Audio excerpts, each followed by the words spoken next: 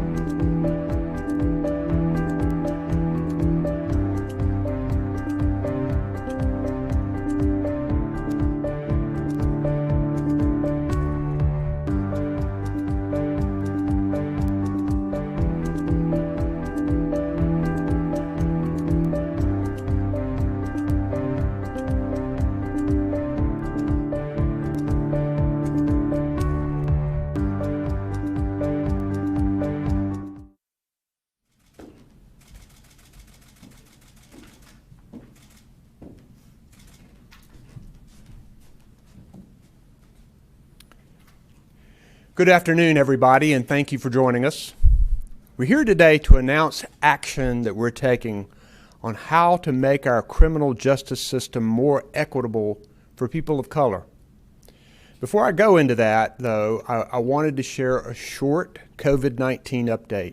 As of today, we have 37,160 lab-confirmed cases, 676 new cases reported today, 774 people in the hospital, which is yet another daily high on that statistic, and sadly 1,029 people who've died.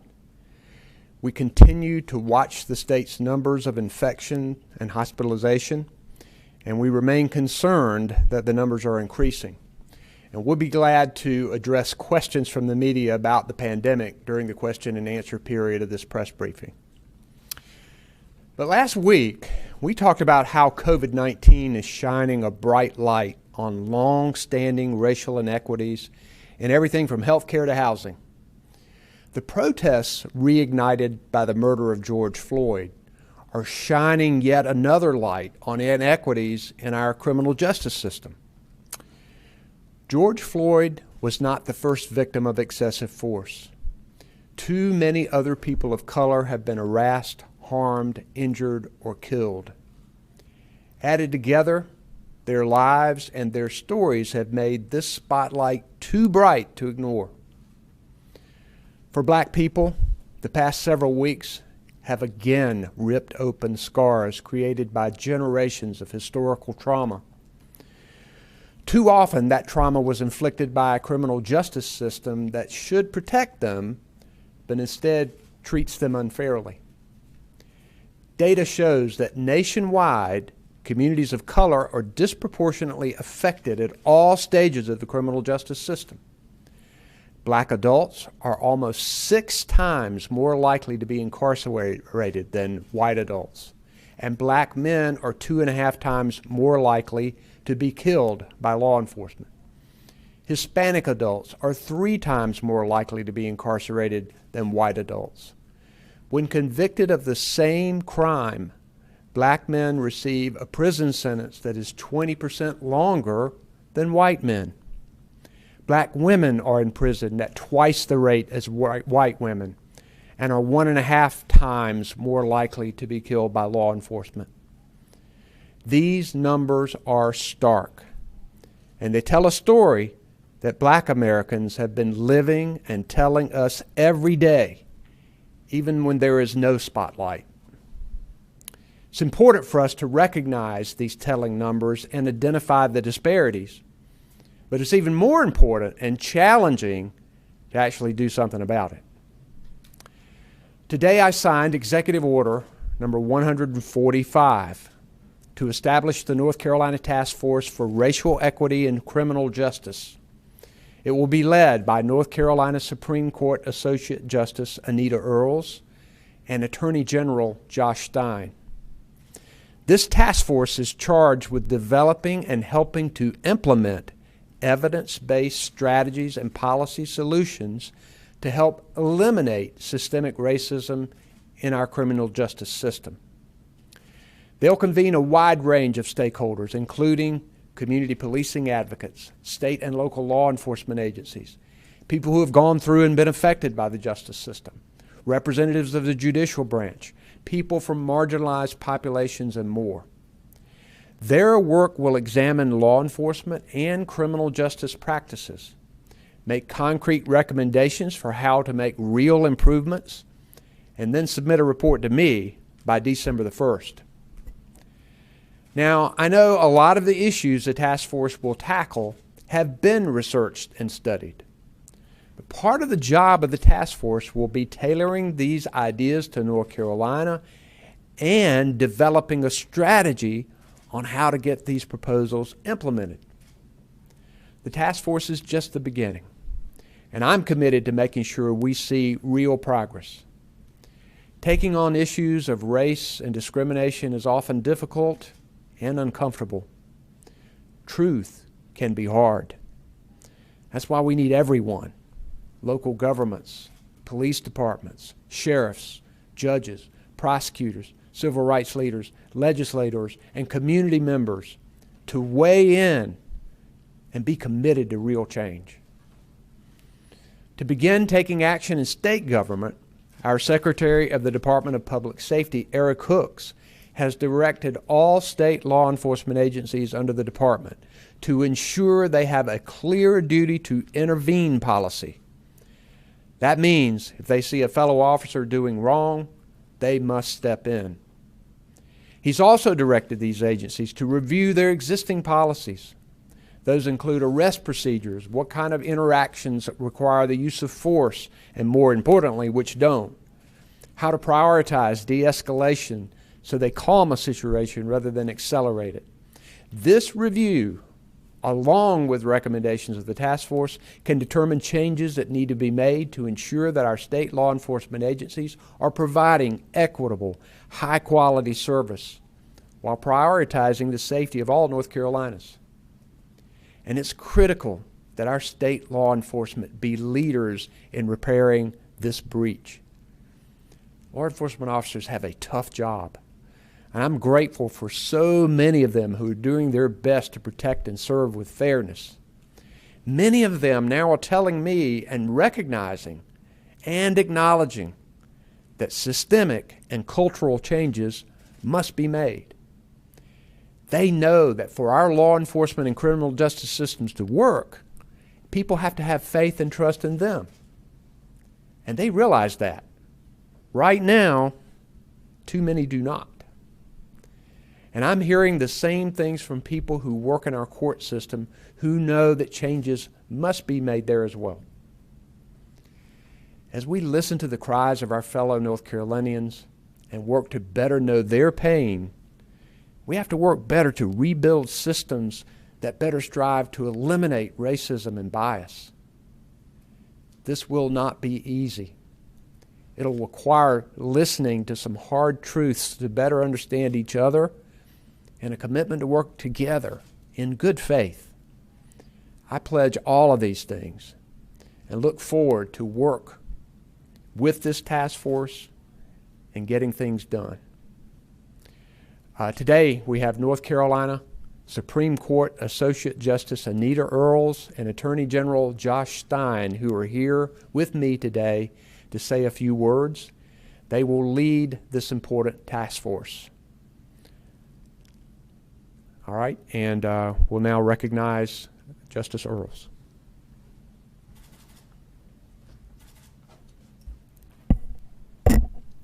Thank you, Governor.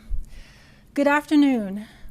Last Tuesday, Chief Justice Sherry Beasley held a press conference to talk about how justice intersects with the protests that are occurring around the state.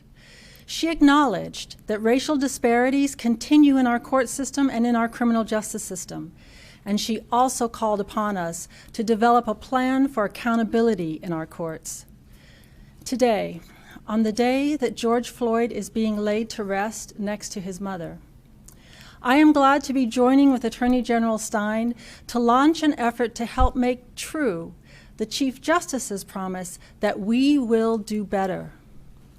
I'm grateful to Governor Cooper for his courageous leadership and for giving us this opportunity. We must change how the criminal justice system operates, and without delay. We must eliminate the glaring racial disparities that continue to exist, and we must begin to live up to our most highly cherished value of equal justice under the law. After all, we're the state that espouses the creed to be rather than to seem. A recent poll found that 88% of Americans favor training police officers to de-escalate and avoid using force. 87% favor body cameras for all officers. 80% favor implementing an early warning system to identify problematic officers. And 67% favor barring the use of chokeholds. Americans favor change. But whatever the opinion polls might show, I bring an additional perspective. As a Black woman whose husband, who is also Black, was once approached by police with their guns drawn as he was sitting in his car, stopped by the side of the road and talking to me on his cell phone. I come to this work as a lawyer who has represented families of victims of police shootings and other excessive use of force in the 1990s, before there were cell phones with video cameras. And I come to this as a lawyer who has represented Black and Latino police officers in employment discrimination cases. Now, as a member of the judiciary, I am charged with upholding your constitutional rights, whether doing so is popular or not. I know that real change is long overdue and must come now. Our state courts are an integral part of the criminal justice system. Any effective effort to address racism in that system must include what happens in the courts. Certainly in a democracy, it is true that the people are more powerful than the people in power. I ask you to help us ensure that this task force makes sound recommendations for meaningful and lasting institutional change in order to achieve racial equity in North Carolina's criminal justice system. Thank you. Thank you, Justice Earls. And now we'll hear from North Carolina Attorney General Josh Stein.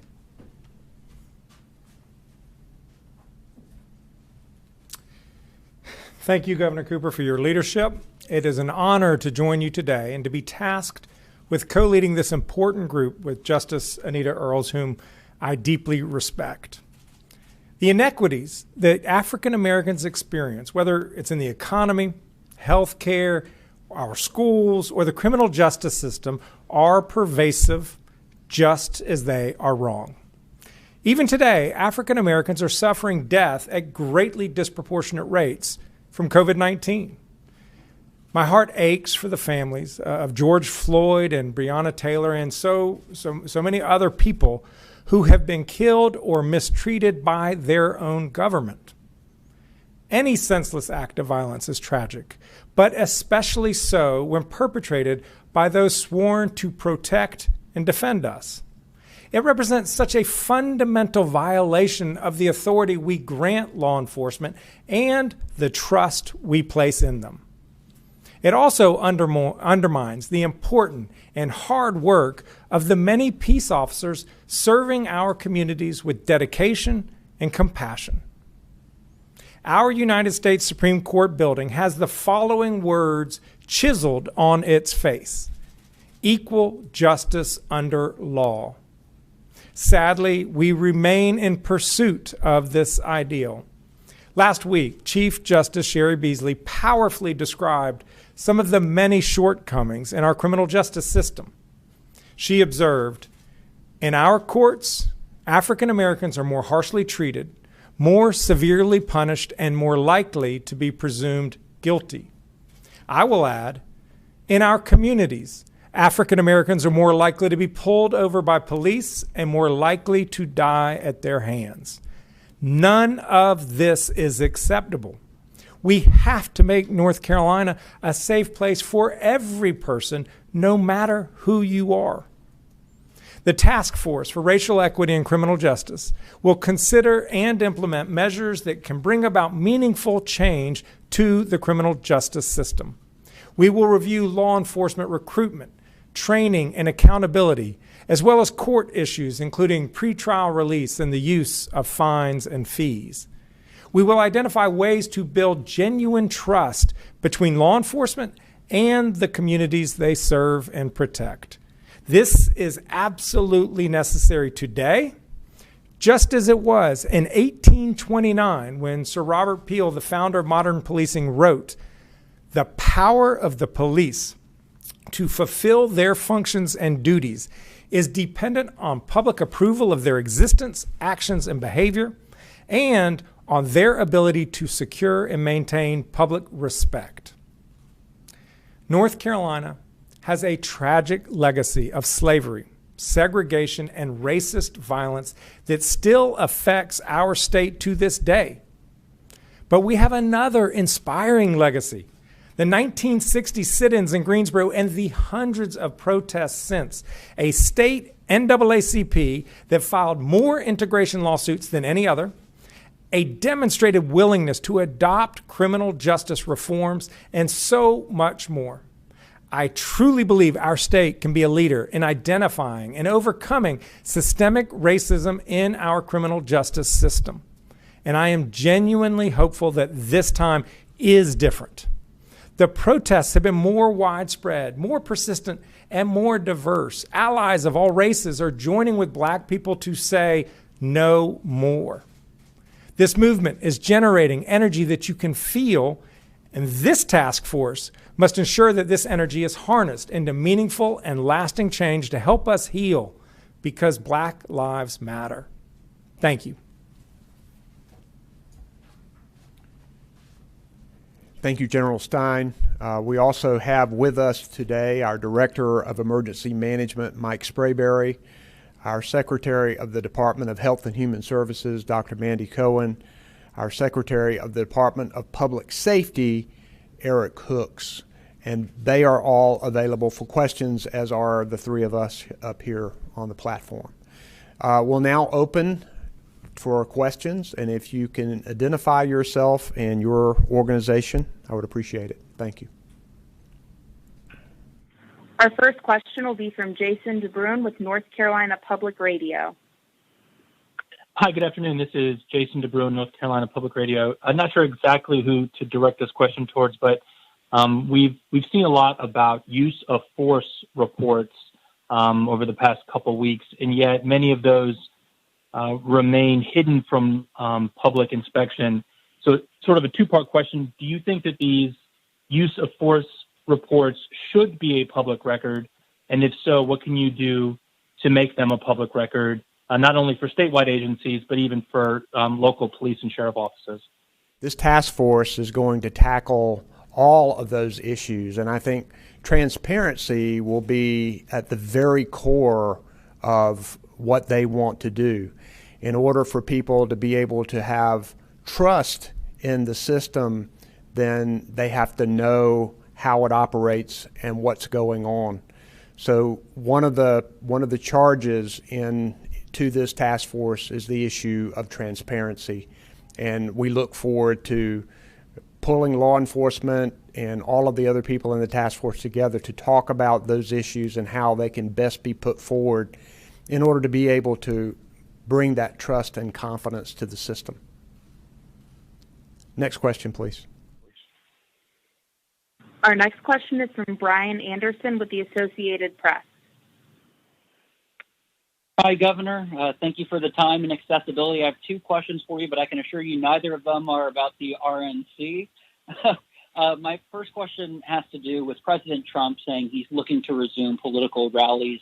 Will you allow those events to take place if the number of attendees surpasses a certain threshold? And if so, what's that threshold? But secondly, related to COVID, I spoke with a farm worker advocate today who says there's no statewide strategy to ensure the safety of this largely Latino community during this pandemic. And she cites the state having a lot of general guidelines, but not as many enforceable requirements. So I just wanted to ask, what's your plan to keep Latinos and African-American workers in the food industry safer during this crisis with enforceable actions that ensure employers aren't compromising worker health? Thanks. Thanks. As to the first question, we remain concerned about mass gatherings. It's one of the integral ways that COVID-19 is spread from one person to the next. And it's one of the reasons why we have kept our mass gathering prohibitions in place to reduce the amount of these gatherings across North Carolina. We're going to be moving into other phases, which might increase the mass gathering ban or might even eliminate the mass gathering ban. So we don't know when any of these rallies will occur. We talk to any organizer of events like concerts, sporting events, NASCAR races, others about how these kinds of events can be held safely. And if there is some rally that is scheduled for North Carolina, we'll be glad to talk to that entity and try to figure out a safe way to have it in North Carolina. But you can be sure that the health and safety of North Carolinians is going to be the number one priority in making that kind of decision. Secondly, we are deeply concerned about our Latinx community and how it has been disproportionately affected with COVID-19 infections. Right now, we are working to have testing sites put in areas where marginalized communities are so that they have more access to testing. We've hired contact tracers who can help to isolate people and stop the disease from spreading. And I think 34% of those new hires are bilingual, which is important to do. Our Department of Health and Human Services has worked closely with meat processing plants in working to protect their employees. But I want to call on Dr. Cohen to come forward. We have put together a disparities task force. This is one of the issues that they're going to address, but I know Dr. Cohen's team is implementing other changes as well. Well, thank you, Governor, and thank you for the question, and want to agree with the advocate who you spoke with about the importance of focusing on some of our historically marginalized populations, our Latinx communities, our African American communities. It's incredibly important that we make sure that we are matching our response to what we are seeing in the data. And not only all of the things that the governor mentioned in terms of how we're working on testing and tracing, but we want to want to be focused on those preventative measures as well. As you know, many businesses that they have resumed, there are requirements for those businesses, and we look forward to additional stakeholder feedback and work with our public health team on what are those additional actions that we continue to step up to make sure that we're protecting everyone in the state. And again, I want to remind folks that as we have more viral spread in our communities, it's more important than ever that each of us takes individual action to slow the spread of the virus. While we're seeing a disproportionate impact in some of our historically marginalized communities, it's because they work in jobs that have them have more exposure. They work in our grocery stores, they work in our long-term care facilities, and it is all of the additional viral spread that ultimately gets to that level of exposure for these populations. So while we are targeting additional response activities and additional prevention, it is really all of these broader efforts around prevention and those individual actions, whether it's doing your three W's or having all of our businesses comply with the restrictions and the recommendations. All of those things matter and add up together to help us keep the virus level low and protect each other. Thank you. Thank you. Next question, please. Our next question is from Reuben Jones with Spectrum News. Yeah, good afternoon, Governor. Wondering if you were tested for COVID-19 this afternoon and when you expect those results. And secondly, wondering if the state has looked at setting up any specific testing sites for protesters, as we've seen in New York, for example, where Governor Cuomo has set up about 15 protester-specific testing sites. Thank you. We have advised anyone who has been in a crowd, and that would include protesters, to go get tested for COVID-19. You can be asymptomatic and you could have it and could take it home, can hurt your family or people that you know. So we're asking people to do that. We have a website where we have over 400 sites now where people can go to get tested. And we also have an app that you can download that if you do have some symptoms that you can put in to see whether you should get tested. But we're saying that if you've been in a crowd that you ought to. I briefly went out and greeted some protesters the other day in front of the executive mansion. So doing what I say, I'm going to get tested this afternoon, and we'll let the public know the results when they come in. I have no symptoms of COVID-19 and don't expect to be positive, but since I was out there, I think it's important that I do have the test, which I'm going to do today. Do you have anything to add to that, Dr. Cohen? Okay, thanks. Next question, please. Our next question is from Kate Martin with Carolina Public Press. Good afternoon, Governor. This is Kate Martin with Carolina Public Press. As you mentioned at the beginning of the press conference, you said there have been a lot of task forces about law enforcement and accountability.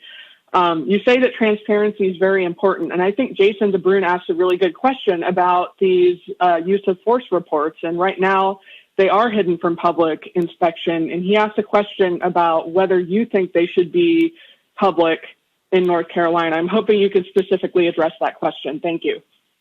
Well, thanks. Those kinds of issues are the issues that this task force will tackle. And one of the things that is important about the task force is that we're going to put people together who can get these things implemented. And when you're talking about changes like that, you're talking about potentially changes in the North Carolina General Assembly. There may be degrees of disclosure that you would want to get into. So I believe that transparency is important. I also know that trust and confidence in our court system and law enforcement is important, and we're going to work with that in mind when this task force is created and the work is undertaken.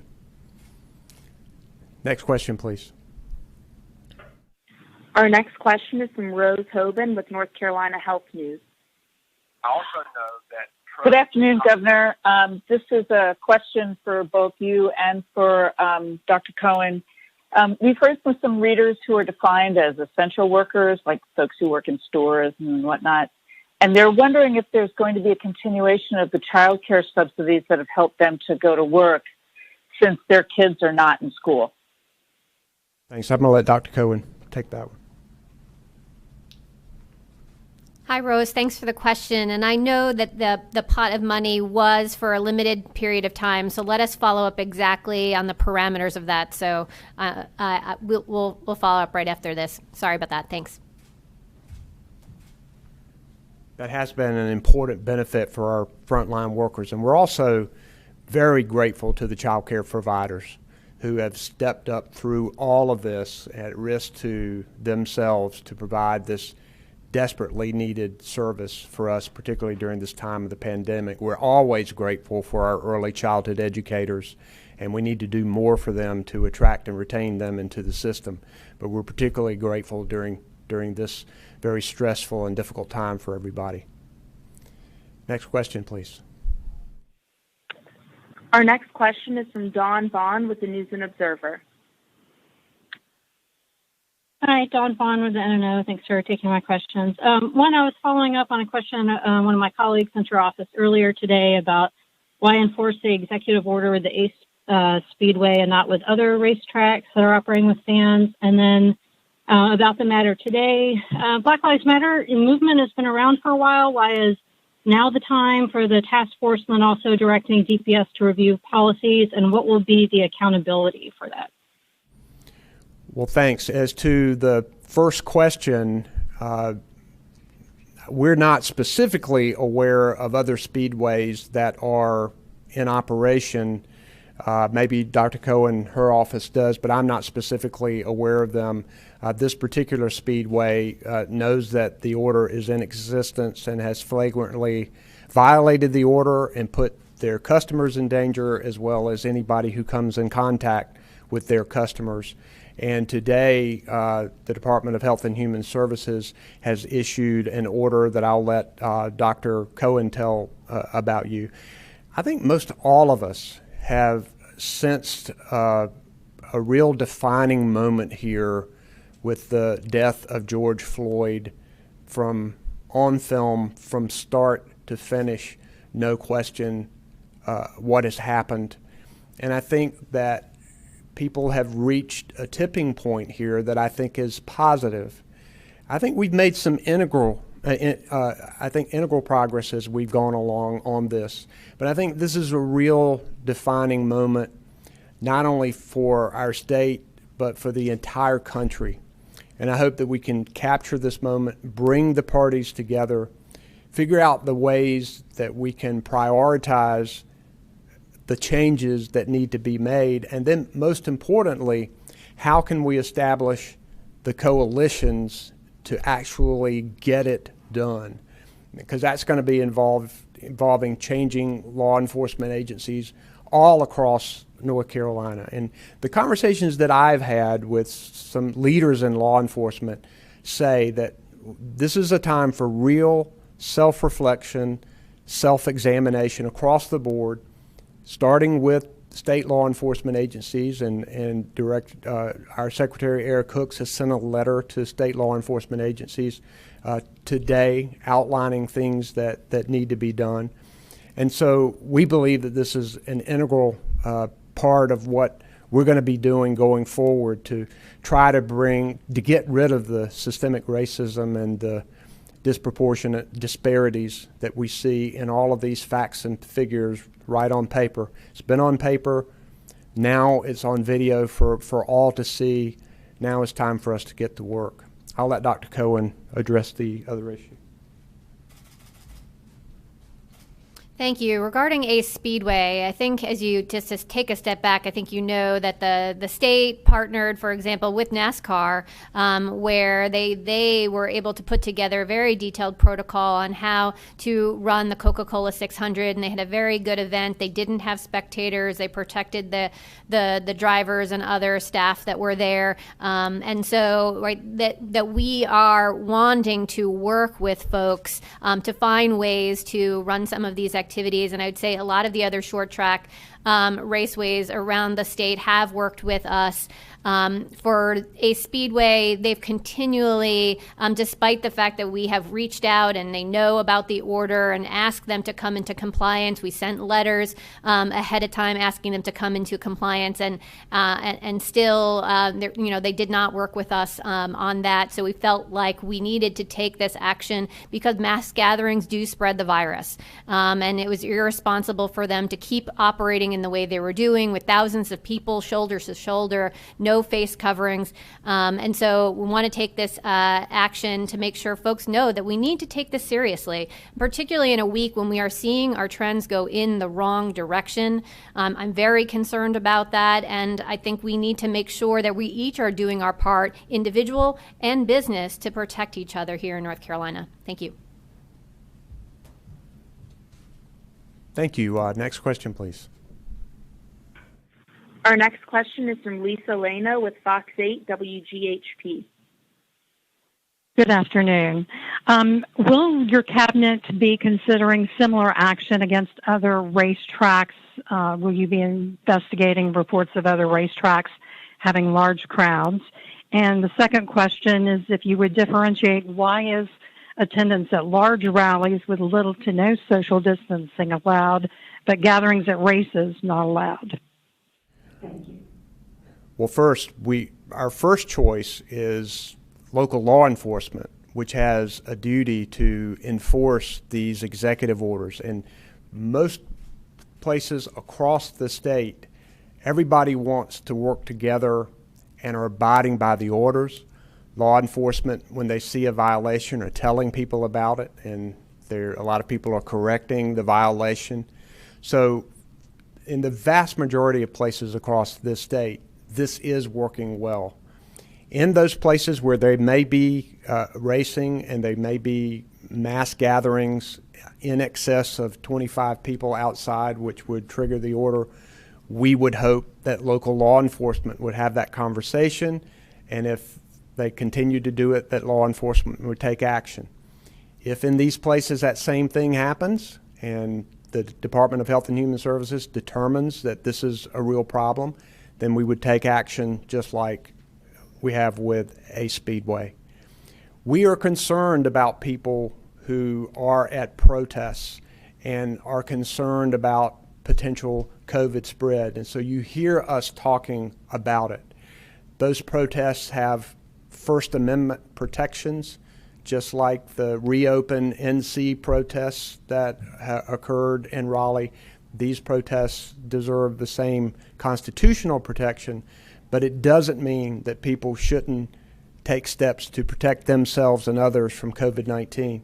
And there have been a lot of rallies where people are wearing masks and people are trying to stay apart from others and are using hand sanitizer and are washing hands. And it's a good thing. Also, they're outside. But we want people to go get tested if they have been to them. Thank you. Next question. Our next question is from Bill McGinty with WCNC.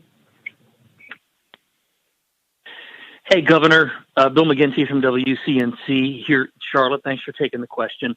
My question has to do with unemployment. We got a release the other day, I believe it was last Friday, that less than 57,000 people are still waiting for unemployment checks on the first-time basis. What can you say about the unemployment process to the people that are still struggling to get through the system and to get their payments? Some significant strides have been made. There's a chat function. They're answering the calls. They're helping tell people where their claim is in the process.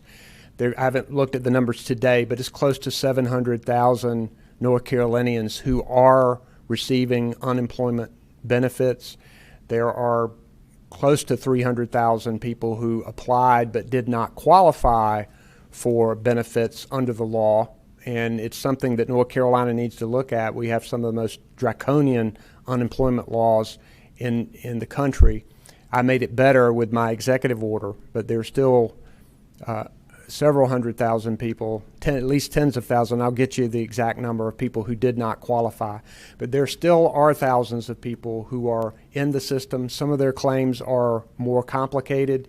They are working through this process to make sure that every single person who qualifies for benefits gets them.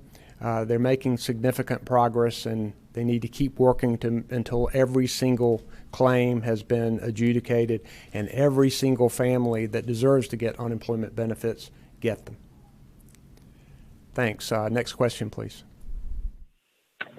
Our next question is from Dewan Hogard with ABC 11.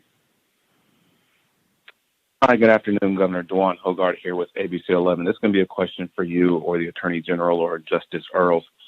Specifically with this task force, how would they be able to address some of the existing Supreme Court case law that does protect officers, such as Terry versus Ohio, Pennsylvania versus Mims, or Tennessee versus Garner? Well, first, I think any of the work of the task force would consider the Constitution and would not want to propose something that would be unconstitutional. But that doesn't mean that they aren't going to propose things that would change our laws. And I think that will happen and should happen. There's some things that need to change. And I'll let both of them to address this. Justice Earls or Attorney General?